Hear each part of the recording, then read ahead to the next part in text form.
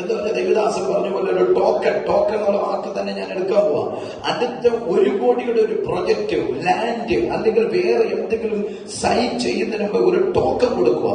ഈ ടോക്കൺ എന്താ കൊടുക്കുന്നത്? അടുത്ത ആ 1 കോടിയുടെ ഡീല് നമ്മൾ തമ്മിൽ നടക്കും. അതാണ് ടോക്കൺ എന്ന് പറയുന്നത്.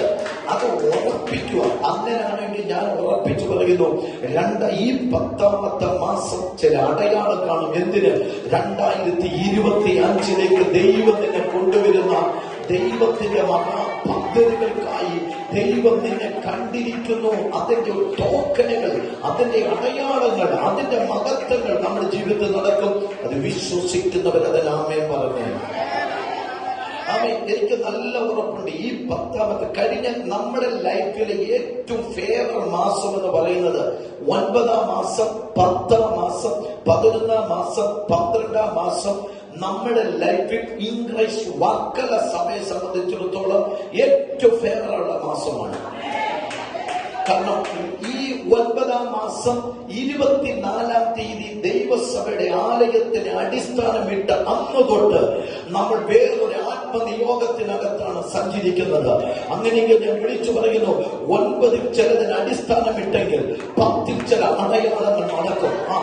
9ാം മാസത്തിൽ ചില അടിസ്ഥാന ദൈവം ഇട്ടെങ്കിൽ 10ാമത്തെ മാസം നീ എന്ത് പ്രതീക്ഷയോടിരിക്കുന്നോ അത് നീ കാണാൻ പോകുന്ന ഒരു മാസമായിരിക്കും. അത് വിശ്വസിക്കുന്നുണ്ടെങ്കിൽ അതൊരു രാമയും പറഞ്ഞാട്ട് ഈ 9ാമത്തെ അതൊരു അഭിഷേകമാണ്, അതൊരു ദൈവ സാന്നിധ്യമാണ്. എവിടെയോ നീ പ്രതീക്ഷയോടിരിക്കുന്ന, മാസങ്ങളായി കാത്തിരിക്കുന്ന വിഷയങ്ങൾക്ക് വിരാമമിട്ടുകൊണ്ട് ഈ 10ാമത്തെ മാസം തെളിവായി വരുന്നൊരു ദൈവപ്രവൃത്തി നിന്റെ ലൈഫിൽ നടക്കാൻ പോകുകയാണ്. തെളിവായി വരുന്നൊരു ദൈവപ്രവൃത്തി ഈ മാസത്തിൽ ദൈവം ചെയ്യാൻ പോകുകയാണ്. അത് ഉറപ്പുണ്ടെങ്കിൽ അതിനാമേൻ പറഞ്ഞ് സ്വീകരിക്കാം. ഈ ദൈവാത്മാവിനെ എനിക്ക് ഹൃദയത്തിനകത്ത് ശക്തമായി ഇടപെടുന്ന ഒരു ഭാഗമാണ്. ഈ നോഗയുടെ കാലഘട്ടത്തിൽ ദൈവം പറഞ്ഞിട്ട് ഉൽപ്പത്തിയുടെ പുസ്തകം 8ാമത്തെ അധ്യായം 5-6 വാക്യം 5-6 വാക്യത്തിനകത്ത് എങ്ങനെ വായിക്കുന്നത് നോക്കി. ഉൽപ്പത്തിയുടെ പുസ്തകം 8ാം അധ്യായം 5-6 വാക്യം.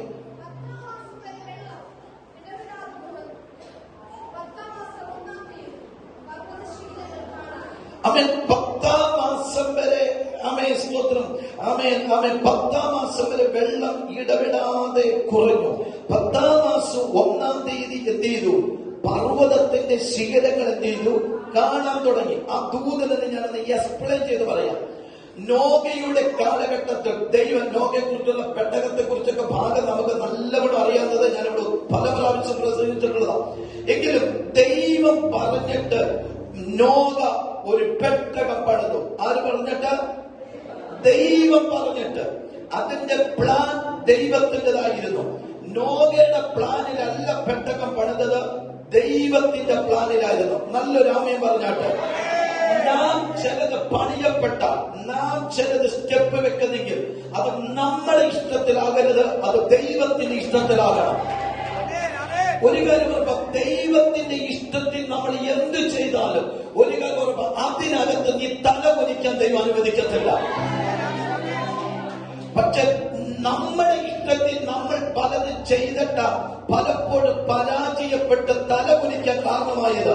പലപ്പോഴും നമ്മൾ വിചാരിക്കാതെ നല്ലതാ, നമ്മൾ വിചാരിക്കുന്നത് ഓക്കെയാണ്. പക്ഷെ ദൈവം നോക്കുമ്പോൾ അതിന്റെ എന്റെന്ന് പറയുന്നത് പരാജയമായിരിക്കും. എന്നാൽ ദൈവം പറയുന്നത്, ദൈവം അമനമനമെ പറയുന്ന കാര്യം ഏത് ശൂന്യതയ്ക്കകത്ത് നിന്നുകൊണ്ടും നീ ചെയ്യാൻ റെഡിയാണെങ്കിൽ അതിന്റെ എന്റെന്ന് പറയുന്നത് അതിമഹത്വമായിരിക്കും. Hallelujah, hallelujah. ഞാൻ ആ ദൂതനെ ഒന്ന് എക്സ്പ്ലെയിൻ ചെയ്യാം. ഈ നോഗയോട് ദൈവം പറഞ്ഞിട്ട് പെട്ടകം പണിതു. ദൈവമാണ് അതിന്റെ മെഷർമെന്റ് കൊടുത്തത്. ദൈവം പറഞ്ഞതുപോലെ പെട്ടകം പണിത് പറഞ്ഞതുപോലെ തന്നെ ദൈവം അതിനകത്ത് നോഗയും കുടുംബത്തെയും അതിനകത്ത് പണിയെല്ലാം പൂർത്തിയായപ്പോൾ ഇതിനകത്ത് എല്ലാവരും കയറ്റി ദൈവം അതിന്റെ വാതിലിനെ അടച്ചു. സ്തോത്രം. അപ്പൊ അത് അറിയാവുന്നതുകൊണ്ട് ഞാൻ ഈ സിമ്പിൾ ആയിട്ടൊക്കെ പറഞ്ഞു പോകുന്നത്. ദൈവം അതിന്റെ വാതിലിനെ അടച്ചപ്പോൾ പെട്ടകം പണിയുന്നതിന് മുമ്പേ ദൈവം നോഗയോട് പറഞ്ഞു, നോഗെ, ഭൂമിയിലുള്ള സകലരോട് നീ നീ പ്രസംഗിച്ചൊരു കാര്യം പറയണം. വലിയ ഒരു പ്രളയം ഉണ്ടാകാൻ പോവുക, വലിയ ഒരു വെള്ളം പൊങ്ങി വരാൻ പോവുക, പൊക്കമുണ്ടാകാൻ പോവുക. നിങ്ങൾ ഒരു കാര്യം ചെയ്യണം, അതിനുവേണ്ടി നിങ്ങൾ കരുതണമെന്നുള്ള ഒരു തയ്യാറെടുപ്പിനെ കുറിച്ചുള്ള ഒരു മെസ്സേജ് നോഹയോട് ദൈവം പറഞ്ഞതുപോലെ ഭൂമിയിലെ സകലരോടും അവൻ നോഹ നിന്ന് വിളിച്ചു പറയാൻ തുടങ്ങി. അന്ന് വരെ ഭൂമിയിൽ മഴ പെയ്തിട്ടില്ലാത്ത, ശീലങ്ങൾ കണ്ടിട്ടില്ലാത്ത ജനം ഒരിക്കലും അത് വിശ്വസിച്ചില്ല.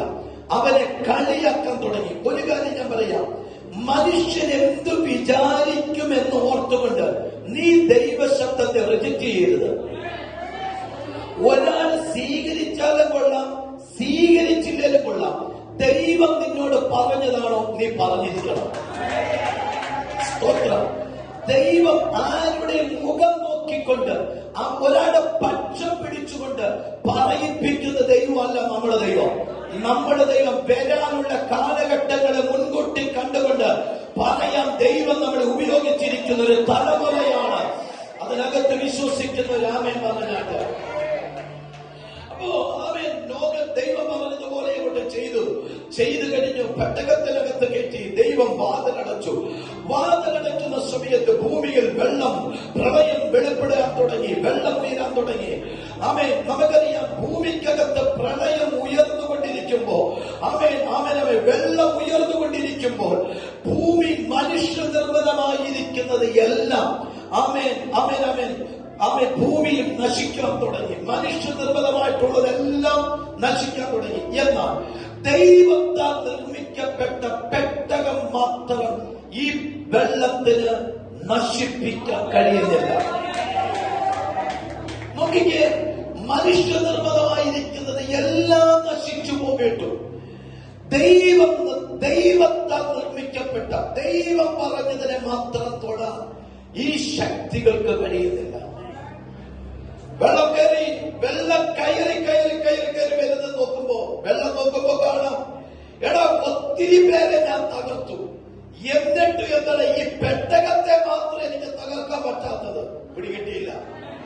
ഒരു കാര്യം ഉറപ്പാ, ആരെയൊക്കെ തകർത്താലും ദൈവശബ്ദത്തിനകത്ത് പ്രാർത്ഥിക്കുന്നവരെ തകർക്കാൻ ഒരു ശക്തിക്ക് പറ്റത്തില്ല.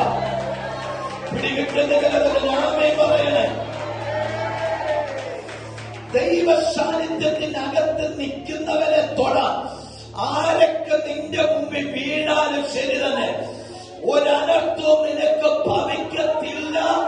ഒരു കാറ്റ് നിന്റെ കൂടാരത്തിന് നേരെ അടിക്കാൻ എന്റെ ദൈവം അനുവദിക്കത്തില്ല.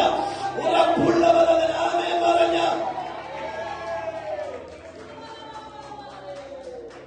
നിന്റെ ഒരു വശത്ത് 1000 പേരും നിന്റെ വലതുവശത്ത് 10,000 പേരും വീണാലും ശരി തന്നെ, നീ നിലം പതിക്കാൻ എന്റെ ദൈവം അനുവദിക്കത്തില്ല. കാരണം എന്നതറിയാമോ? നീ നിൽക്കുന്നത് നിന്റെ കീഴിലല്ല, നീ നിൽക്കുന്നത് ദൈവ സാന്നിധ്യത്തിന്റെ കീഴിലാണ്. നീ നിൽക്കുന്നത് ദൈവ സാന്നിധ്യത്തിന്റെ കീഴിലാണ്. നീ നിൽക്കുന്നത് ദൈവകൃപയ്ക്കകത്ത, നീ നിൽക്കുന്നത് ഒരു അഭിഷേകത്തിനകത്ത, നീ നിൽക്കുന്നത് ഒരു ദൈവമഹത്വത്തിനകത്ത.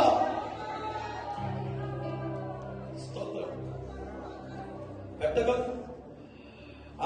ഉയർന്നു നിന്നു. എന്നാൽ പെട്ടകത്തെ തകർക്കാനായിട്ട് പല പ്രാവശ്യം നോക്കിയിട്ട് ഇവ വെള്ളത്തിന് പറ്റിയില്ല. നമുക്കറിയാം, വെള്ളത്തിന്റെ മറ്റൊരു സ്വഭാവമുണ്ട്. എന്തെന്ന് വെച്ചിരുന്നാൽ വെള്ളം ചിലതിനെ ഉലയ്ക്കും. നമുക്കറിയാം, ഈ കളപ്പുറത്തിലൊക്കെ പോയ, ബീച്ച് കാണാനൊക്കെ പോയ തിരമാല പോലെ വള്ളങ്ങൾ കിടന്ന് ഉലയുന്നത് കണ്ടിട്ടുണ്ട്. പക്ഷെ ഒരു കാര്യമുണ്ട്, വെള്ളങ്ങൾക്ക് നിന്നെ ഉലയ്ക്കാം, പക്ഷെ നിന്നെ തകർക്കാൻ പറ്റത്തില്ല. സ്വന്തം പറയാമോ? ചില പ്രശ്നങ്ങൾ നിന്നെ ഉലയ്ക്കാം, നിന്നെ തകർക്കുന്നത് പോലെ ചിലർ ആടി ഉലപ്പിക്കാം. പക്ഷെ ഇതിനൊന്നും നിന്നെ തകർക്കാനോ നിന്നെ ഇല്ല. ഇതൊരു അഭിഷേകമാണ്, ഇത് ചിലരോടുള്ള ദൂതാണ്. ഇന്ന് പകൽക്കാലം ആത്മാവിൽ ഞാൻ പറയുന്നു, ഇന്നലകൾ നിന്നെ ഉലച്ചതൊന്ന് നിന്നെ തകർക്കാൻ കഴിയത്തില്ല. ഉറപ്പുണ്ടെങ്കിൽ അതിന് ആമേൻ പറ. ഇന്നലകളിൽ ഉലച്ചതൊന്നും ആമേൻ. പിശാച് പറയും നീ ഇപ്പൊ തകരും. ലോകം നോക്കിക്കൊണ്ടിരിക്കുന്നവർ പറയും നിന്റെ എന്താണ്, നിന്റെ പരാജയമാണ്. പക്ഷെ പറയുന്നവർ അവിടെ നിന്ന് പറയുന്നതല്ലാതെ നീ തകരം ദൈവം അനുവദിക്കത്തില്ല. ഓ യേശുവിന്റെ നാമത്തിൽ ഇന്ന് പകൽക്കാല പിശാച് ഇട്ടിരിക്കുന്ന ചില അതിരുകള് ഇപ്പോൾ ഞാൻ ആത്മാവിൽ ബ്രേക്ക് ചെയ്യാണ്.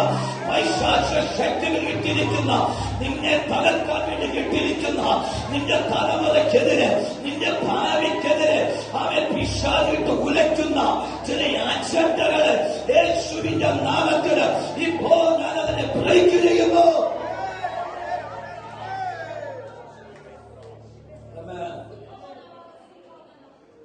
വെള്ളത്തിനകത്ത് പുറത്ത് നിൽക്കുന്ന പെട്ടകം ഉലഞ്ഞു. പക്ഷെ ഉലയ്ക്കാനേ കഴിഞ്ഞോളൂ, പെട്ടകത്തെ തകർക്കാൻ കഴിയില്ല. പക്ഷെ പിന്നീട് തൊട്ടുഭാഗത്ത് അവിടെ കാണുന്ന ഒരു ഭാഗമുണ്ട്. ഒരു പരിധി കഴിഞ്ഞപ്പോൾ വെള്ളം എന്ത് ചെയ്തു? പിൻവലിയാൻ തുടങ്ങി. സ്തോത്രം പറയണേ. ഇന്നലകൾ വരെ ഉലച്ചുകൊണ്ടിരുന്ന വെള്ളത്തിന് മനസ്സിലായി ഇവനെ എത്ര ഉലച്ചാലും ഇവൻ തകരത്തില്ല. പിന്നെ അവസാനം ഒറ്റ കാര്യമേ ഉള്ളൂ, എങ്ങനെ പിൻവലിയുക. ഇന്ന് പകൽ ഞാൻ ആത്മാവിൽ പറയാം, ഉലച്ചത് പലതും പിൻവലിയ സമയമാണ്. നിന്നെ തളർത്തിയ പല വിഷയങ്ങൾക്ക് ആ ബന്ധനങ്ങൾ പിൻവലിയ സമയമാണ്. അത് വിശ്വാത്മാവിൽ അത് വിശ്വസിക്കുക. ചിലത് പിൻവലിയ തുടങ്ങട്ടെ, ചിലത് പിൻവലിയ തുടങ്ങട്ടെ.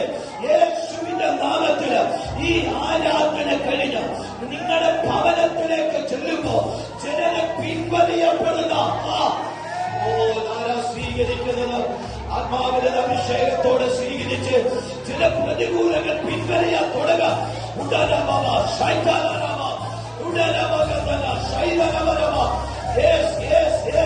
ആ അടയാളം തന്റെ നടക്കട്ടെ. നിനക്കെതിരെ നിന്ന ശക്തികൾ പലതും ഇന്നത്തെ ഉപമം ഈ സഭായോഗത്തിൽ അത് പിൻവലിയാൻ തുടങ്ങുക. അത് ഇതൊരു അഭിഷേകമാണ്. കാണാൻ നിൽക്കരുത്, കാണാൻ നിൽക്കരുത്. ഇതൊരു ആത്മനിയോഗത്തിന്റെ പകലാണ്. ചില കോട്ടകൾ ഇവിടെ പൊട്ടുകയാണ്. ആത്മാവിൽ ചിലത് ഇവിടെ പൊളിയുകയാണ്. അധികാരത്തിൽ ചിലത് പൊളിയുകയാണ്. പലതും നിന്നെ തകർക്കാൻ കയറി നിന്ന ആ ശക്തികൾ പിൻവലിയാൻ തുടങ്ങുക. ചിലത് പുറകോട്ട് മാറാൻ തുടങ്ങുക. നിന്റെ പ്രാർത്ഥിച്ച് പ്രാർത്ഥിച്ച് പ്രാർത്ഥിച്ച് ഇതൊരു അഭിഷേകത്തിന്റെ പകലാണ്. പ്രാർത്ഥിച്ചു കഴിഞ്ഞ് പലരെ പിൻവലിക്കുന്ന കുഞ്ഞ് നിന്റെ വീട്ടിന് മുമ്പിൽ നിന്ന്, നിന്റെ ഭാവിയുടെ മുമ്പിൽ നിന്ന് നിന്നെ തകർത്ത മാനസികമായ പ്രതിസന്ധികള്, ആ ശക്തികള്, ആ അജണ്ടകള്, ഇതെല്ലാം യേശുവിന്റെ നാമത്തില് ഇപ്പോൾ അത് പിൻവലിയട്ടെ.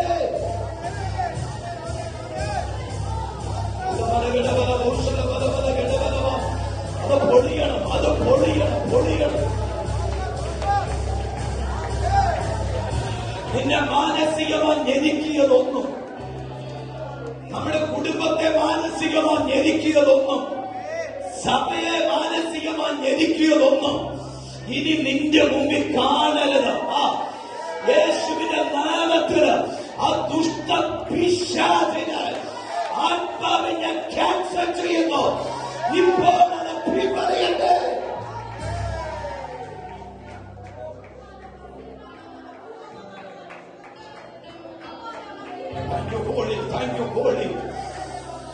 ഇനി നിന്റെ പെട്ടകത്തിന്റെ മുമ്പില് ഇവനൊന്ന് തിരമാല പോലെ അടിക്കരുത്.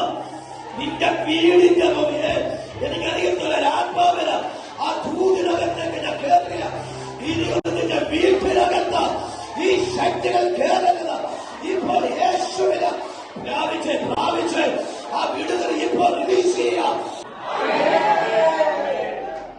ഈ ഒരു മീറ്റിംഗ് കഴിയുമ്പോൾ എനിക്കെന്തോന്നും അറിയത്തില്ലേ, ഈ ആഴ്ച ആരുടെയൊക്കെ ഒരു ലൈഫിനകത്ത് ചിലത് പിൻവലിയതാണ് നടക്കാൻ പോകും. ഞാൻ ആ ദൂതനെ പെട്ടെന്ന് കൊണ്ടുപോകട്ടെ. പിൻവലി പെട്ടകം ഏഴാമത്തെ മാസം പെട്ടകം അരാനത്ത് പർവ്വതത്തിൽ ഉറച്ചു. നോക്കിക്കേ, ഒരിക്കലും ഉറയ്ക്കത്തില്ലെന്നും നിന്നെ തകർക്കുമെന്നും ഉലയ്ക്കാനായിട്ട് നിന്ന ശക്തി ഉണ്ടെങ്കിൽ അതെല്ലാം പെട്ടകത്തിന്റെ മുമ്പിൽ നിന്ന് വഴിമാറി ശരിക്കുന്നത്. എന്നിട്ട് എന്താ ദൈവം ചെയ്തെന്നറിയുമോ? തകർക്കാൻ നിന്ന അതേ ദേശം, തകർക്കാൻ നിന്ന അതേ ഉറപ്പിച്ചു. ഇന്ന് ഞാൻ ആത്മാവിൽ ചിലരോട് പറയുക, ചിലരെ ഉറപ്പിച്ച സമയമാണ്. നിന്റെ പ്രാർത്ഥനയുടെ മറുപടി പോലെ ചിലർ ഉറക്കാൻ, നിന്റെ ഉപവാസത്തിന്റെ മറുപടികളായി ചിലർ ഉറക്കാൻ. ഓ ആമേൻ. ഉലച്ചവരുടെ മുമ്പിൽ നീ ഉറയ്ക്കാൻ പോവുകയാ. ഉലച്ചവരുടെ മുമ്പിലെയോ ഉറപ്പിക്കാൻ പോവുകയാ. നിന്നെ താഴ്ത്താൻ നോക്കിയവരുടെ മുമ്പില ദൈവം നിന്നെ ഉറപ്പിക്കാൻ പോവുകയാ. ഓ നിന്നെ ക്ഷീണിപ്പിച്ചവരുടെ മുമ്പില ദൈവം നിന്നെ ഉറപ്പിക്കാൻ. നിന്റെ തലമുറയെ ഉറപ്പിക്കുന്ന, നിന്റെ ഭാവിയെ ഉറപ്പിക്കുന്ന, നിന്റെ ജീവിതത്തെ ഉറപ്പിക്കുന്ന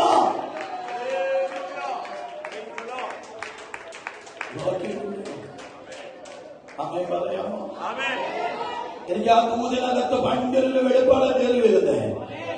എവിടെയാണോ നിന്നെ ഉറപ്പിക്കത്തില്ലെന്ന് ആരൊക്കെ വിധി എഴുതിയോ അവരെല്ലാം പിൻവലിക്കുക മാത്രമല്ല, അവൻ ദൈവം നിന്നെ വ്യക്തമായ രീതിയിൽ ഉറപ്പിക്കും.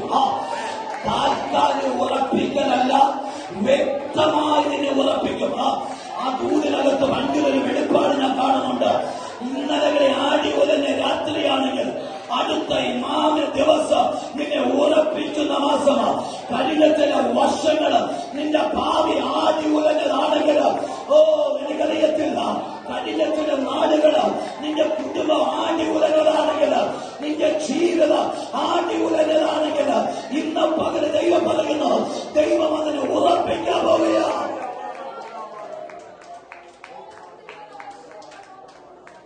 കർത്താവ് നമ്മളെ ഉറപ്പിക്കും. നീ ഉറയ്ക്കും, നീ ഉറയ്ക്കും, നീ ഉറയ്ക്കും. അമേൻ പറഞ്ഞ. പക്ഷെ ചില ഉലച്ചിലുകൾ ഉണ്ടാകുമ്പോൾ ഒരു കാര്യം ഓർത്തോണം, ഇവിടം കൊണ്ട് നീ തോക്കാൻ പോവല്ല.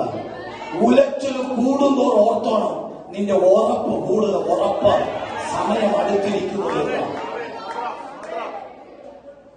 ഒന്നുകൂടി ഞാൻ ആ പദം പറയാം. ഉലച്ചിൽ കൂടുന്തോറും നീ ഓർത്തോണം, ദൈവം ഉറപ്പിക്കാനുള്ള സമയമാണ്. നമ്മൾ എനിക്ക് ഇപ്പോൾ തന്നെ തകരും. ഇനി ഇതൊന്നും മുമ്പോട്ട് എനിക്ക് പോകാൻ പറ്റത്തില്ല, എന്നെ കൊണ്ട് നടക്കത്തില്ല. ഇതാണ് നമ്മൾ പലപ്പോഴും ചില ഉലച്ചിനകത്ത് ചിന്തിക്കുന്നത്. പക്ഷെ ഒറ്റൊരു കണ്ടീഷനുണ്ട്. ആ സാഹചര്യം എല്ലാം അങ്ങനെ കിടക്കുമ്പോൾ തമ്പുരാൻ പറയുന്ന, മോനെ ചിലത് ആനടിക്കും. ആനടിക്കുമ്പോൾ ഓർക്കണം, ശക്തി ക്ഷയിക്കാൻ സമയമായി. അടിച്ചവന്റെ ശക്തി ക്ഷയിക്കാൻ സമയമാണ് എന്ന് വെച്ചാൽ അവൻ പിൻവലിയാൻ സമയമായെന്നാണ്. പിൻവലിച്ചലുകൾ നടന്നാൽ അടുത്ത പദം നിന്നെ ഞാൻ ഉറപ്പിക്കുമെന്നുള്ളത്. ഇനി ആ ഭാഗത്തിലേക്ക് ഞാനൊന്ന് വേഗത്തിൽ കയറി വരാം. അടുത്ത ഒരു ഭാഗത്ത് വരുന്നത് എങ്ങനെയാണ്? ഈ പിന്നെ 7ാമത്തെ മാസം പെട്ടകം അരാരത്ത് പർവ്വതത്തിൽ ഉറച്ചു. പിന്നെ അങ്ങോട്ട് പോയാൽ അടുത്ത 7, 8, 9 3 മാസം ഒന്നും കാണുന്നില്ല. ഉറപ്പിക്കുകയൊക്കെ ചെയ്ത് സ്വസ്ഥതയൊക്കെ ഉണ്ടായി, പക്ഷെ വഴി തുറക്കുന്നില്ല. പ്രാർത്ഥിച്ച് പ്രാർത്ഥിച്ച് പ്രാർത്ഥിച്ചിരുന്നപ്പോ പലതും ദൈവം അടിസ്ഥാനമൊക്കെ ഇട്ടു വന്നു. പക്ഷെ ഇനി അടുത്ത് എങ്ങോട്ട് കയറി പോണം എന്നുള്ള സാധനം മാത്രം അറിയത്തില്ല. പെട്ടുകിടക്കുക. പക്ഷെ ഒരു കാര്യമുണ്ട്, ദൈവം ഉറപ്പിച്ചതാണോ നീ സ്വസ്ഥമായിട്ടിരുന്നു. അടുത്ത ദൈവത്തിന്റെ ടൈമിൽ ദൈവം തന്നെ പുറത്തോട്ട് വരും. അങ്ങനെ വരുമ്പോഴാണ് നമ്മൾ വായിച്ചത് 10ാമത്തെ മാസം 1-ാം തീയതി നോഹ വെളിയിലോട്ട് നോക്കുമ്പോൾ പർവ്വതത്തിന്റെ ശിഖരങ്ങൾ കാണാൻ തുടങ്ങി. സ്വന്തം പറഞ്ഞു, കഴിഞ്ഞ 3 മാസമായി ഒന്നും കാണാതിരിക്കുമ്പോ എങ്ങോട്ട് പോകും? വെളിയിലോട്ട് ഇറങ്ങണോ? വെള്ളം കുറഞ്ഞോ? അറിയത്തില്ല. പ്രാർത്ഥിച്ചു പ്രാർത്ഥിച്ച് ഇരുന്നവന് 10ാം മാസം ദൈവം പറഞ്ഞു നോക്കുമ്പോൾ കാണാം, കഴിഞ്ഞ 9ാം മാസം 30-ാം തീയതി വരെ കാണാത്തൊരു വിടുതല് 10ാം മാസം 1-ാം തീയതി കഴിഞ്ഞു. ദൈവവചനത്തോട് ഞാൻ ഇന്ന് പകൽക്കാലം പറയാം, കഴിഞ്ഞ 9 മാസം കാണാത്ത എന്തൊക്കെയോ വിടുതല് ഈ 10ാം മാസം നീ കാണും. ഉറപ്പുള്ളവരാമേൻ പറഞ്ഞത് സ്വീകരിക്കും. നീ ഈ 10ാം മാസം നീ അത് കാണും. നീ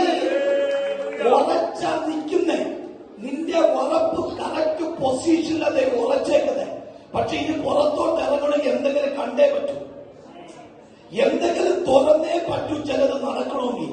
പക്ഷെ ഇപ്പൊ ഇങ്ങനെ സൈലന്റ് ആയിട്ടിരിക്കുക, സ്റ്റക്കായിട്ടിരിക്കുക. പക്ഷെ കർത്താവ് നിന്റെ സ്റ്റക്കും ദൈവം പൊളിക്കാൻ പോവാ. അടുത്ത് നിന്നെ അടയാളം കാണാൻ പോവാ. ഓ, നമ്മുടെ അഭിഷേകം പറഞ്ഞതുപോലെ വലിയ കാര്യത്തിന്റെ എഗ്രിമെന്റുകള്, ടോക്കനുകള്, സൈനുകള് ദൈവം നിനക്ക് വേണ്ടി ഈ മാസം ചെയ്യാൻ പോവുകയാണെന്ന് പറഞ്ഞ അതിനാമേ പറഞ്ഞത് സ്വീകരിക്കുക.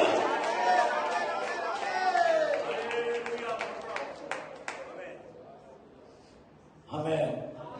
10-ാം മാസത്തിൽ ദൈവാത്മാവ് കാണിക്കുന്ന ഒരു ദൂത് പറയാം. പർവ്വതത്തിനകത്ത് പെട്ടകത്തെ നോക്കുമ്പോൾ കാണാം പർവ്വതത്തിന്റെ ശിഖരങ്ങൾ കാണാൻ തുടങ്ങി. ഈ ഒന്നും എല്ലാം മറഞ്ഞു കിടക്കുമായിരുന്നു. പ്രാർത്ഥനയുടെ കുറവല്ല, ആരാധനയുടെ കുറവല്ല, വായ്ത്തത്വത്തിന്റെ കുറവല്ല, പക്ഷെ എല്ലാം മറഞ്ഞു കിടക്കുക. പക്ഷെ എന്തിനെന്ന് വെച്ചാൽ മോനെ, ആ 3 മാസം മറച്ചു നിർത്തിയേക്കുന്നെങ്കിൽ ഒരു 10-ാം മാസം നിനക്കുണ്ട്. ഒരു 10-ാം മാസം നിനക്കുണ്ട്. പിടികിട്ടുന്നുണ്ടോ? പകതും ദൈവം ഈ കൈവെള്ളെ നമ്മുടെ മുമ്പിൽ കണ്ണാല് കാണിക്കത്തക്കവണ്ണം ദൈവം വെളിപ്പെടുത്താൻ പോവാം.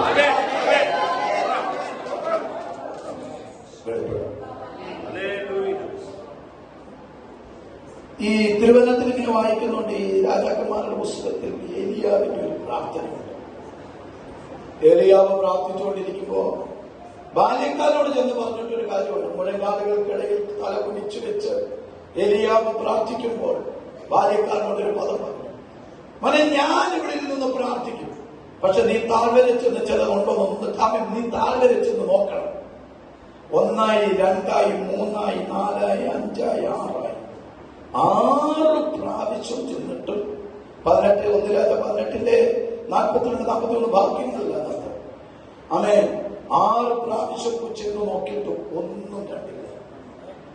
പക്ഷെ 7-ാമത്തെ പ്രാവശ്യം അവൻ ചെന്ന് നോക്കുമ്പോൾ കൈപ്പത്തി പോലിരിക്കുന്നൊരു മേഘം അവൻ കണ്ടു. എന്താ പറഞ്ഞേ? കൈപ്പത്തി പോലിരിക്കുന്നൊരു മേഘം അവൻ കണ്ടു.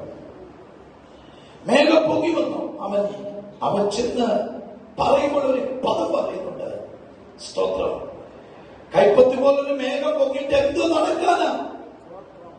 പക്ഷെ മോനെ, നീ കണ്ട അടയാളം ചെറുതാണ്, പക്ഷെ നടക്കാൻ പോകുന്ന വിടുതൽ വലുതാണ്. കണ്ട അടയാളം ചെറിയൊരു മേഘം പെയ്തിട്ട് എന്തോ കിട്ടാൻ ഷാജികൾ പറയാം. പക്ഷെ ബാല്യക്കാരൻ ചെന്നിട്ട് പറഞ്ഞു, ചെറിയൊരു കൈപ്പത്തി മേഘം കണ്ടു. മോനെ, ശരിയാ, പക്ഷെ നീ കണ്ടത് ചെറുതാണെങ്കിലും നടക്കാൻ പോകുന്ന വലിയൊരു മഴ. കഴിഞ്ഞ 3.5 വർഷമായി ആ ദേശത്ത് മഴ പെയ്യാതിരിക്കുമ്പോൾ പ്രവാചകൻ പറയാ, ഇന്നത്തെ പ്രാർത്ഥനയുടെ മറുപടിയായി മഴ ഭൂമി പെയ്തിറങ്ങാൻ പോവാ. എത്ര പേര് അതിന് ആമേൻ പറഞ്ഞു? അങ്ങനെ ഇന്ന് രാവിലെ ഞാൻ ഇതിനകത്തൊരു ദൂത് പറയാം. ആമേ, സ്തോത്രം. നിനക്ക് വേണ്ടി ചില അടയാളം പോലെ ചിലത്ത് പൊങ്ങാൻ പോകുകയാണ്. ഞാൻ വിശ്വസിക്കുന്നുണ്ട് ഈ 10-ാമത്തെ മാസം വലിയത് നടക്കാനുള്ള അടയാളങ്ങള്, വലിയ പുറപ്പാടിന്റെ അവൻ നന്മയ്ക്കായുള്ള അടയാളങ്ങള്, പുതിയ വഴികൾ തുറക്കുന്ന അടയാളങ്ങള് നിന്റെ വീട്ടിനകത്ത് ഈ ദിവസം ദൈവം ചെയ്യാൻ പോകുകയാണ്.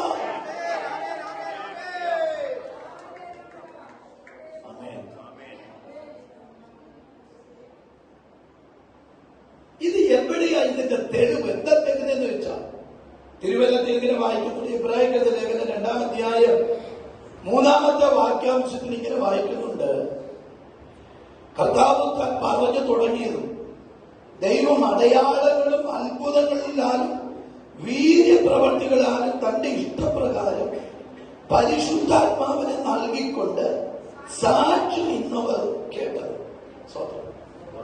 ഇപ്പൊ ഈ അടയാളം നടക്കുന്നു പറയുന്നാൽ ചുമ്മാതെ നടക്കുന്നതല്ല. പിതാവ്, പുത്രൻ, പരിശുദ്ധാത്മാവ്, ഇത് 3 കൂടെ നിന്റെ ലൈഫിൽ ആക്റ്റീവ് ആക്കി. ഹലോ, ചുമ്മാതെ നടക്കാൻ പോകുന്ന അത്ഭുതം അല്ലെന്ന് പിതാവും പുത്രനും പരിശുദ്ധാത്മാവും കൂടെ ഈ വിഷയത്തിനകത്ത് നിന്റെ വിഷയം ഏറ്റെടുത്ത് നിന്നെ സാക്ഷിയാക്കി നിർത്താൻ പോകുന്നത്. നമ്മൾ പറയും ഇതൊന്നും എന്റെതല്ല, ദൈവം തന്നതാണെന്ന് പറയുന്ന, ഇത് ദൈവം എനിക്ക് വേണ്ടി ചെയ്തതാണെന്ന് പറയുന്ന അസാധാരണ ദൈവപ്രവൃത്തിക്ക് കാരണമാകാം ദൈവം നമ്മളെ ഉപയോഗിക്കുമെന്ന ഉറപ്പുണ്ടെങ്കിലാണ് ഇവർ.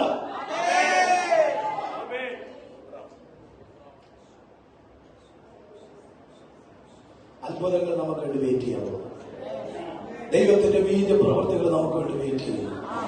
ദൈവത്തിന്റെ സാക്ഷ്യങ്ങൾ നമ്മുടെ യഹോവ നമ്മുടെ ജീവിതത്തിൽ ചെയ്യുന്ന സാക്ഷ്യങ്ങളെ നമ്മൾ പറയാൻ പോകുന്നു. പരിശുദ്ധാത്മാവ് കർത്താവ് പറഞ്ഞ ഒരു പ്രത്യേകതയുണ്ട്. മോനെ, ഞാൻ കടന്നു പോവുക, പക്ഷേ നിങ്ങൾക്ക് വേണ്ടി ഞാനൊരു കാര്യസ്ഥനെ അയക്കും. ആ കാര്യസ്ഥൻ എന്ന് പറയുന്നത് പരിശുദ്ധാത്മാവ്. നിനക്കൊരു കാര്യം തുറക്കുന്നുണ്ടെങ്കിൽ അത് പരിശുദ്ധാത്മാവിന്റെ ഇടപെടലുണ്ടായിട്ടാണ്. നിനക്ക് ചിലത് ദൈവം തുറന്ന് തരുന്നുണ്ടെങ്കിൽ നിനക്ക് വേണ്ടി വാദിക്കാൻ നിൽക്കുന്ന ഒരു പരിശുദ്ധാത്മാവുണ്ട്. നിനക്ക് വേണ്ടി സ്പർശിക്കാൻ നിൽക്കുന്ന ഒരു പരിശുദ്ധാത്മാവുണ്ട്. ഒരു കാര്യം ഉറപ്പാണ്, ആരും നിനക്കില്ലെങ്കിലും നിനക്ക് വേണ്ടി പ്രവർത്തിക്കുന്ന ഒരു പരിശുദ്ധാത്മാവുണ്ട്. ആരും നിന്റെ കൂടെ ഇല്ലെങ്കിലും ആമേൻ ആമേൻ ആമേൻ ഒരു പരിശുദ്ധാത്മാവ് നിനക്ക് വേണ്ടി ഇറങ്ങും. പരിശുദ്ധാത്മാവ് പറയുന്നെങ്കിലും ആമേ പക്ഷപാതം ചെയ്യുക. ഇവിടെ എന്റെ മകനാമേ ഇവർക്ക് വേണ്ടി ചെയ്തേ പറ്റൂ, ഇവർക്ക് വേണ്ടി പ്രവർത്തിച്ചേ പറ്റൂ. പരിശുദ്ധാത്മാവ് ഇങ്ങനെ വാദിക്കുകയാണ്. ഒരു കാര്യസ്ഥൻ നിന്നെ വാദിക്കുന്നത് പോലെ പരിശുദ്ധാത്മാവ് സ്വർഗത്തെ വാദിച്ചുകൊണ്ടിരിക്കുക. നിനക്ക് വേണ്ടി ആരാമേം പറയാമോ? ഇന്ന് പകൽക്കാലം ആരുടെയോ ജീവിതത്തില് ആ പരിശുദ്ധാത്മാവിന്റെ അടയാളങ്ങള് നിങ്ങൾ കാണാൻ തുടങ്ങട്ടെ. ആ പരിശുദ്ധാത്മാവിന്റെ ഇടപെടലുകള് നിങ്ങളുടെ ലൈഫിനകത്ത് തുടങ്ങട്ടെ. വിശ്വസിക്കുന്നവരുണ്ടെങ്കിൽ ആമേൻ പറഞ്ഞതിന്റെ പകൽക്കാലം പ്രാർത്ഥിച്ചു കയറിക്ക്. ആ പരിശുദ്ധാത്മാവിന്റെ അന്തരീക്ഷത്തിലേക്ക് ഈ പകൽക്കാലം ഒന്ന് കയറി വരാം. ഈ പകൽക്കാലം ഒന്ന് കയറി വരാം. ഈ 10ാമത്തെ മാസത്തില് എന്റെ ജീവിതത്തിൽ സൂപ്പർ നാച്ചുറൽ സംഭവിക്കാൻ തുടങ്ങുന്ന ഒരു മാസമായിട്ട് ദൈവം തീർക്കോ. നമ്മുടെ ദർശനം കുറഞ്ഞു പോകരുത്. ആമേൻ പറഞ്ഞേ. നമ്മുടെ ദർശനം കുറഞ്ഞു പോകരുത്.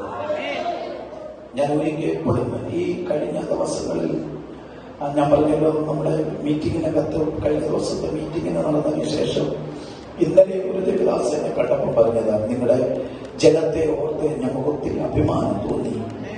ഒത്തിരി നല്ല ഡിസിപ്ലിനായി അമ്മ സ്തോത്രം ആരാധനയ്ക്കൊക്കെ വളരെ പ്രാധാന്യം കൊടുത്ത് അമ്മ നല്ല കൃത്യത സമയത്തൊക്കെ കയറി പ്രാർത്ഥിക്കുന്നൊക്കെ അമ്മ സ്തോത്രം അമ്മയെ ഞങ്ങൾ കണ്ടു എന്ന് പറയാൻ ഒത്തിരി സന്തോഷം തോന്നി. ഒത്തിരി സന്തോഷം തോന്നി. അതോടൊപ്പം തന്നെ അവരോട് പറഞ്ഞൊരു കാര്യം, മാസ്റ്ററെ ഈ ജനത്തെ കൊണ്ട് കർത്താവ് വലിയത് ചെയ്യിപ്പിക്കുന്നു. നിങ്ങൾക്ക് പോലും ചിന്തിക്കാൻ പറ്റാത്തതുപോലെ ഈ ജനം ഗ്രാമങ്ങളിൽ കയറി പലത് ചെയ്തു പോകുന്നു. ഞാൻ ആ വാക്കിനെ ഒത്തിരി വിശ്വസിക്കുന്നു. നിങ്ങളുടെ ദേശത്ത് നിങ്ങൾ കർത്താവിന്റെ സാക്ഷികളാണ്. നിങ്ങൾ ഒറ്റയ്ക്ക് വരുന്നവരായിട്ടല്ല, കൂട്ടത്തെ തരണേ പ്രാർത്ഥിക്കണം. എങ്ങനെ പ്രാർത്ഥിക്കണം? കർത്താവെ, ഞാൻ ഇവിടുന്ന് വണ്ടി കയറുമ്പോൾ എന്റെ കൂടെ വണ്ടി കയറാൻ ഒരു ഗ്രാമത്തിലെ കൂട്ടങ്ങൾ കാണണം. നമ്മൾ വർക്കടയ്ക്കകത്ത് നിന്നുകൊണ്ട് പ്രാർത്ഥിക്കുന്നത് കിഴക്ക് പടിഞ്ഞാറ് തെക്ക് വടക്ക് വാർഡ് വെച്ച് പ്രാർത്ഥിക്കുമ്പോൾ ആ വാർഡിനകത്ത് ഇറങ്ങി വരുമ്പോൾ നീ പ്രാർത്ഥിക്കുന്ന കർത്താവെ എന്റെ കൂടെ ആരാധിക്കാൻ ഒരു കൂട്ടം വരണം. സ്വന്തം പറഞ്ഞു നല്ലൊരാമേ പറഞ്ഞു. എനിക്ക് നല്ല ഉറപ്പുണ്ട് കർത്താവ് ഈ ദിവസങ്ങളെ വലിയത് നമുക്ക് വേണ്ടി ചെയ്യാൻ പോവുകയാണ്. ഈ ദിവസങ്ങൾ സഭയോട് ദൈവാത്മാവ് പറഞ്ഞിട്ടുള്ള ദൂതുകളൊക്കെ നമുക്കറിയാം.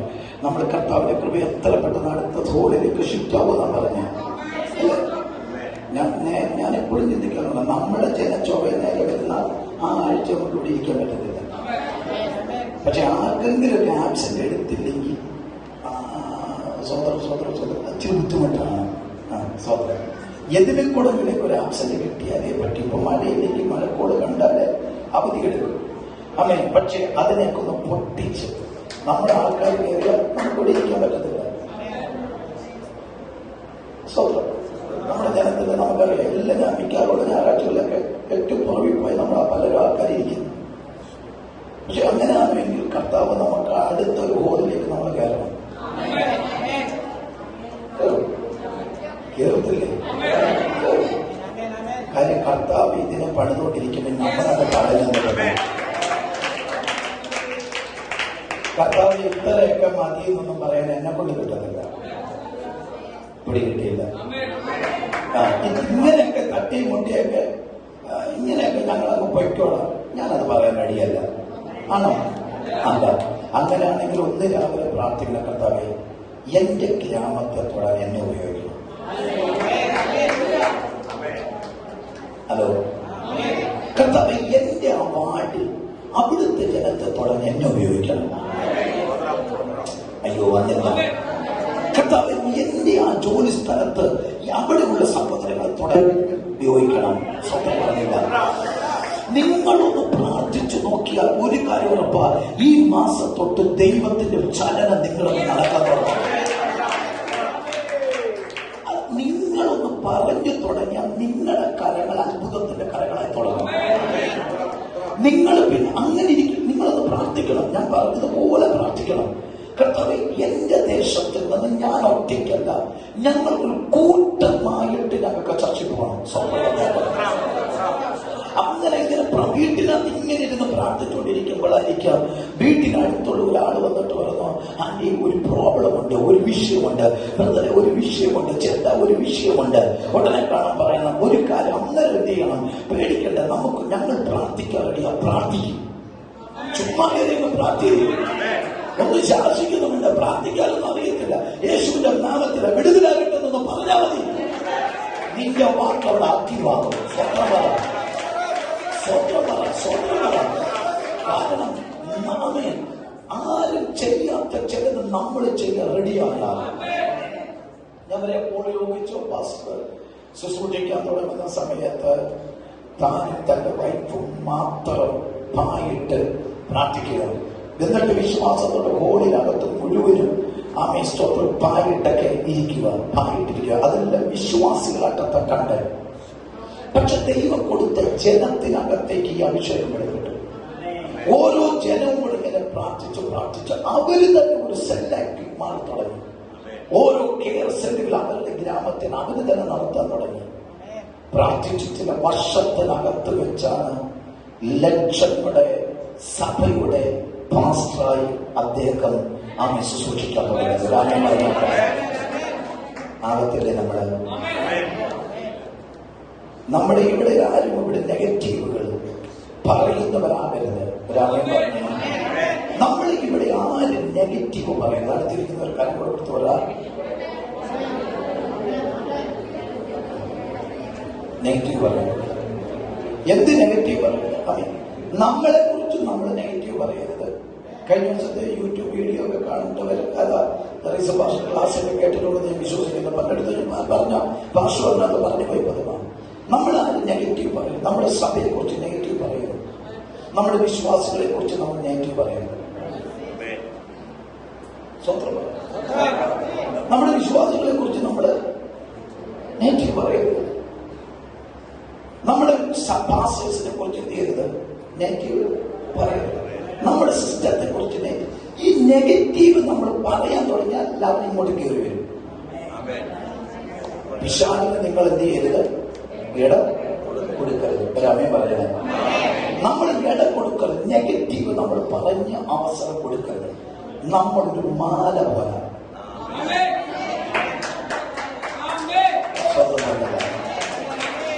നമ്മളൊരു ചെയിൻ പോലാണ്. സ്വന്തം പറയുന്നത് ആ ചെയിൻ ബ്യൂട്ടിഫുൾ ആകുക എന്ന് പറയുന്നത്. ഒത്തിരി മുത്തുമാലകൾ, മുത്തുകൾ, ഒത്തിരി ഒത്തിരി ഒത്തിരി ഉള്ള മുത്തുകൾ, അത് ഓരോന്ന് കോർത്ത് കോർത്ത് കോർത്ത് കോർത്ത് വരുന്നതാണ് നമ്മളൊരു കുടുംബമായി മാറുന്നത്.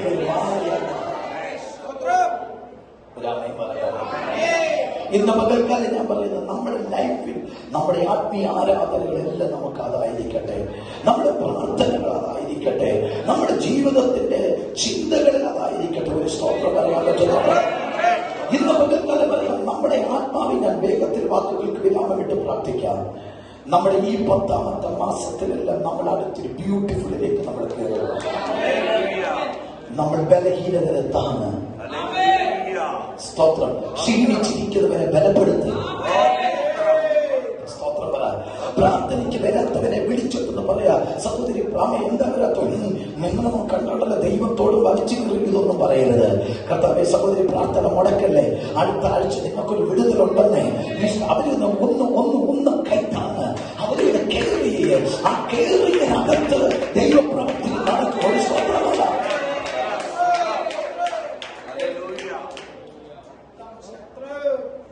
ഈ ഷോട് തൊട്ട് അല്ലെങ്കിൽ നമ്മുടെ ശ്രീപ്രധാന കുഞ്ഞോട്ട് വരാത്ത ഏറ്റവും പൊടിയുള്ളത് അവൻ തൊട്ട് അവന്റെ ആത്മാവ് തൊട്ട് പ്രായമുള്ളവരുടെ വിലയുള്ള ആത്മാവിന് വിലയുള്ളതാണ്. ജനിക്കണിക്കുന്ന തലമുറ അടുത്ത് വൈശ്വസിച്ച കുഞ്ഞിന് ദൈവം കൊടുക്കുമ്പോ ആ കുഞ്ഞു തൊട്ട് ആത്മാവിന് വിലയുള്ളതാണ്. ആ ആത്മാവിന്റെ വില എന്ന് പറഞ്ഞാൽ എങ്ങനെയാ? ഒരാത്മാവിന്റെ വില എന്തോ? ഒരു കോടി. പിന്നെ എങ്ങനെ വചനം പഠിപ്പിക്കുന്ന എങ്ങനെ? ഒരാത്മാവിന്റെ വില 5 രൂപ. ഒരാത്മാവിന്റെ വില എന്ന് പറഞ്ഞാൽ വചനം പഠിപ്പിക്കുന്നത് സർവ്വലോകം നേടുന്നതിനേക്കാൾ. സ്വതന്ത്രം പറഞ്ഞില്ല. അയ്യോ അപ്പുറത്തെ ത്രേസ്യം കൊച്ച് നേടിക്കഴിഞ്ഞാൽ ഈ ലോകത്തെ മുഴുവനും നേടുന്നതിനേക്കാൾ വില നിന്റെ കൈക്കത്തുള്ളത്. സ്വതന്ത്രം പറ. ഒരാത്മാവിനെ നേടുന്ന, അങ്ങനെയാണെങ്കിൽ ഒരാത്മാവിനെ നഷ്ടപ്പെടുത്താൻ പാടില്ല. ഹലോ, ഒരാത്മാവിനെ അങ്ങോട്ട് പോട്ട്. ഞാൻ പറയത്തില്ല ആ വാക്ക്. ഈ വേദി പറഞ്ഞിട്ടില്ല. ആ വാക്കറിയാതെ പോലും വന്നിട്ടുണ്ട്. യേശുവിനെ വിട്ടു. നമുക്ക് അങ്ങനെ പോകാനുള്ളതല്ല, പോകാനുള്ളതാണ്. വീട്ടുകളുടെ സ്വതന്ത്ര വർക്കലയിലെ ദൈവസഭയിലെ വല എന്താ പറയുക, ഈ നെറ്റ് പൊട്ടിയ വലയല്ല. കിട്ടിയില്ല. നെറ്റ് പൊട്ടിയ വലയൊന്നും ഇവിടെ വേണ്ട നമുക്ക്. ഇവിടെ നെറ്റ് ഉറപ്പുള്ള നെറ്റാണ്. ഇതിനകത്ത് ആരെ ഇറക്കി വിടാനുള്ളതല്ല, ഇതിനകത്ത് കയറ്റാനുള്ളതാണ്. വിശ്വസിക്കുന്നവരെ രാമേ പറഞ്ഞ, വിശ്വസിക്കുന്നവരെ രാമേ പറ, വിശ്വസിക്കുന്നവരെ രാമേ പറ.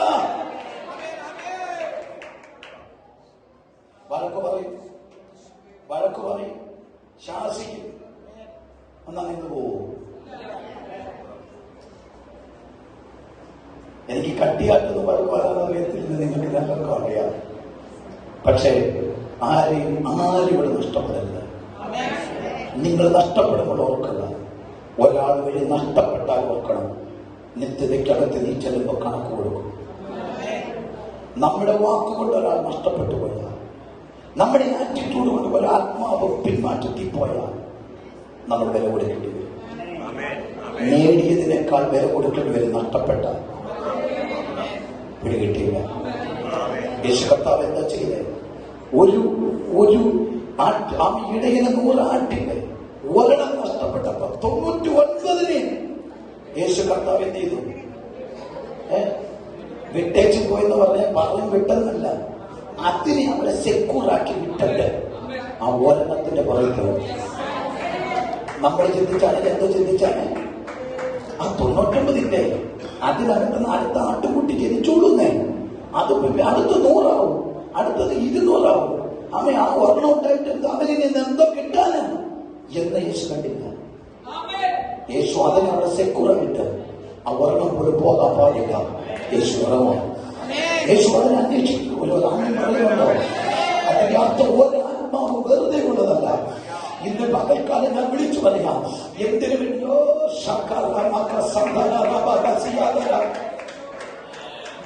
നമ്മൾ കഷ്ടപ്പെട്ടാൽ എന്തോ കഷ്ടപ്പെട്ടെന്ന് പറയുന്നേ. നമ്മൾ എന്തോ കഷ്ടപ്പെട്ടെന്ന് പറയുന്നേ. ഞാൻ കർത്താവിന്റെ വേലയ്ക്ക് വേണ്ടി ഒത്തിരി കഷ്ടപ്പെട്ടു. എന്തോ കഷ്ടപ്പെട്ടെന്ന് പറഞ്ഞേ, ഒരു രാത്രി മുഴുവൻ ചിലപ്പോൾ ഉറക്കമുളച്ചു, അല്ലെങ്കിൽ ഒരു 5 മണിക്കൂർ ഞാൻ ഡ്രൈവ് ചെയ്തിട്ട് വന്നു, അല്ലെങ്കിൽ 10 സൂചന പറഞ്ഞിട്ട് വന്നു. ഇത്രയൊക്കെയുള്ളൂ നമ്മൾ കഷ്ടപ്പെട്ട്. അല്ലെങ്കിൽ കുറച്ച് നന്മകൾ നമ്മൾ കർത്താവിന്റെ വേലയ്ക്ക് വിതച്ചു. ഇതൊക്കെയുള്ളൂ നമ്മൾ കഷ്ടപ്പെട്ട്. എന്നാൽ നമ്മുടെ കർത്താവിന്റെ കഷ്ടപ്പെട്ടെ നമ്മുടെ കർത്താവ് നമുക്ക് വേണ്ടി നേടാൻ വന്നത് എന്തുവാ? സ്വർഗത്തിൽ നിന്ന് ഭൂമി വന്നിട്ട് അവൻ ജീവിച്ച് അവസാനത്തെ രക്തം വരെ കൊടുത്ത് പച്ചവെള്ളമാക്കിയിട്ട്, എന്ന് വെച്ചാൽ രക്തം പോലും ഇല്ലാതെ പച്ചവെള്ളം പോലെ ഊർന്നു പോകുന്ന അവസ്ഥ കൊണ്ട് എത്തിയിട്ടാണ് നമ്മളെ നേടിയത്. ഹലോ, ഇവിടെ യേശു കർത്താവ് ഭൂമി വന്നിട്ട് അവസാനത്തെ രക്തം പോലും എന്ത് ചെയ്തു? ആർക്ക് വേണ്ടി? അപ്പൊ നമ്മളെന്തോ കഷ്ടപ്പെട്ടത്? നമ്മളെന്ത് വില കൊടുത്തു? നമ്മളെന്ത് കഷ്ടപ്പെട്ടു? ഒന്നും ചെയ്തിട്ടില്ല.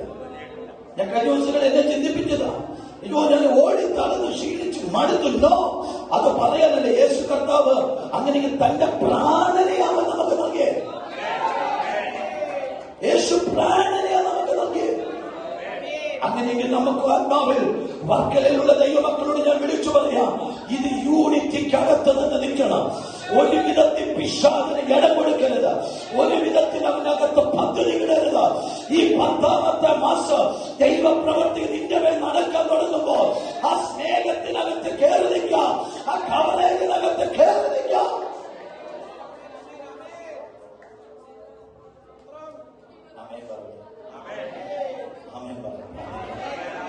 നമുക്ക് പ്രാർത്ഥിക്കാം. ഇന്ന് പകൽക്കാലം ആത്മാവിന്റെ വലിയൊരു സാന്നിധ്യം ഞാൻ കാണുന്നുണ്ട്. ഒരുമിച്ച് നമുക്കൊന്ന്